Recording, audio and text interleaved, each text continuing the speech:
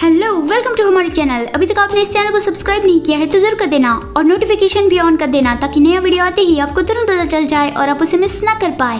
चलो अब कहानी आगे देखते हैं।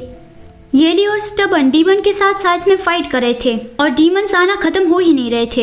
येली बहुत ज्यादा थक गया था तो वो अपनी मेडिसिन लेता है।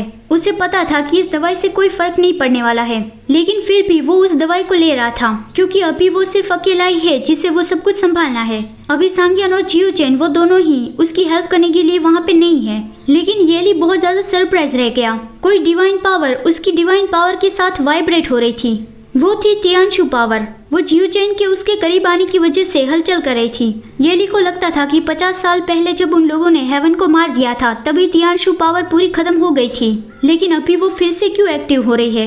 वो कहीं जाने लगा तो स्टबन उसे पूछता है कि तुम कहाँ पे जा रहे हो। येली कहता है कि मुझे कुछ कंफर्म करना है। यहाँ दूसरी ओर जुवोयू सांगजिन को कंट्रोल कर रहा था कि फीनिक्स उसे मार डालो।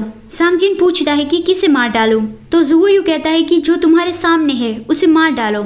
सांगजिन उससे कंट्रोल नहीं होना चाहता था। उसे वो बहुत ज्यादा एनोइंग लग रहा था कि मेरे सर में ये क्या आवाजें आ रही है। जियोचेन फानशाओ को विस्पर करके कह देता है कि अभी सिचुएशन कुछ समझ में नहीं आ रही है, चलो यहाँ से दूर चले जाते हैं। फानशाओ कहता है कि वो एक बर्ड डीमन है, मैं आपको बता रहा हूँ अगर हम उड़कर जाने वाले हैं तो वो मुझसे तेज उड़ सकेगा। सांगजिन सोच रहा था कि नहीं, मैं उसे नहीं मार सकता, वो तो मेरे लॉर्ड लीजू के फादर है, लेकिन जुवोयू उसे कंट्रोल कर रहा था तो सांगजिन अब खुद के कंट्रोल में नहीं था।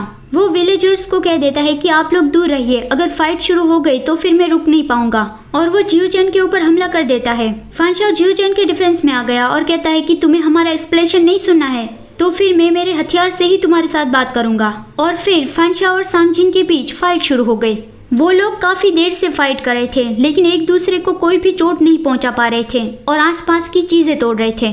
फानशाओ कहता है कि I am sorry your majesty, मैं फेल हो गया, आप टेंपल के अंदर चले जाइए, उसका गोल आप ही है, वो आपको ही मारना चाहता है।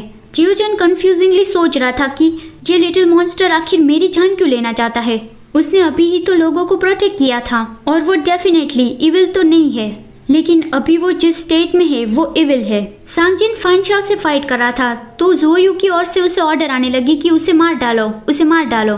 तो जैसे ही जियोचेन मंदिर के अंदर जाने लगा तो सांगजिन ने अंदर जाने का दरवाजा ही डिस्ट्रॉय कर दिया। जियोचेन सोचता है कि वो देखने में ही इतना ज्यादा फियर्स लग रहा है, लेकिन ऐसा नहीं लगता कि वो जानबूझ के मुझे मारना चाहता है, लेकिन वो मुझे भागने भी नहीं दे रहा है। वो तो उसका और फानशाओ का हथियार एक जैसा ही है, इसलिए वो एक दूसरे को बीट नहीं कर पा रहे हैं। तभी येली वहाँ पे पहुँच गया और सांगजिन को कहता है कि आजिन रुक जाओ, तुम्हारी डीमन पावर मैंने बहुत दूर से ही फील कर ली, आखिर तुम किससे फाइट कर रहे हो। येली अभी सांगजिन की डीमन पावर के बारे में बात कर रहा है कि वो उसने सेंस कर ली थी। वो तियानशु पावर के बारे में बात नहीं कर रहा है जो उसने उसके पहले सेंस की थी जब वो स्टबन के साथ डीमन के अगेंस्ट फाइट कर रहा था। सांगजिन तो उसे कोई जवाब नहीं देता, लेकिन फानशाओ ने उसे देख लिया कि ये तो लीजू है और वो जोर से कहता है कि ये मैं हूँ फानशाओ, और उसके पीछे खड़ा जियोचेन भी सरप्राइज था। फानशाओ की आवाज सुनकर येली खुश हो गया कि गोस्ट अंकल ये आप हो। वो सांगजिन से कहता है कि आजिन रुक जाओ, वो हमारे दोस्त थे, तुमने सुना नहीं। लेकिन सांगजिन नहीं रुकता और वो फानशाओ पे हमला करने ही वाला था, लेकिन येली उस पे तालिस्मान लगा देता है और कुछ मंत्र बोल के उसे होश में ले आता है।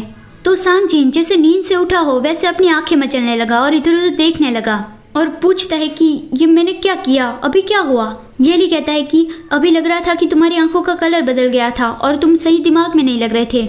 येली कहता है कि अभी कुछ मत बोलो, जल्दी से तुम्हारे अंदर जो बुरी शक्ति आ गई है उसे कम करना होगा ताकि तुम्हारे सोल को कम डैमेज पहुंचे। फानशाओ येली के पास आता है और कहता है कि फाइनली तुम हमें मिल गए, अच्छा हुआ कि तुम यहाँ पे आ गए, नहीं तो मैं इस छोटे लड़के से कैसे डील करता जो बिना एक शब्द कहे मुझे मारने पे तुला था।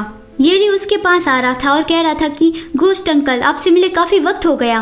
फानशाओ उसे उसकी आंखों के बारे में पूछता है तो येली कहता है कि हाँ मैं अभी क्लियरली नहीं देख पा रहा हूँ, लेकिन अचानक से आप इंसानी लोक में क्यों आ गए। फानशाओ उसे बता ही रहा था तभी जियोचेन आता है और कहता है कि वो मेरे साथ आया है।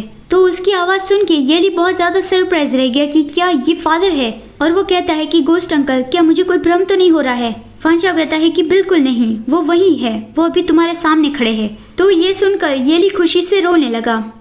इस वीडियो को देखने के लिए थैंक यू सो मच। अगर आपको ये कहानी अच्छी लगी है तो वीडियो को जरूर लाइक कर देना और चैनल को भी जरूर सब्सक्राइब कर देना। चलिए मिलते हैं अगले वीडियो में, बाय बाय।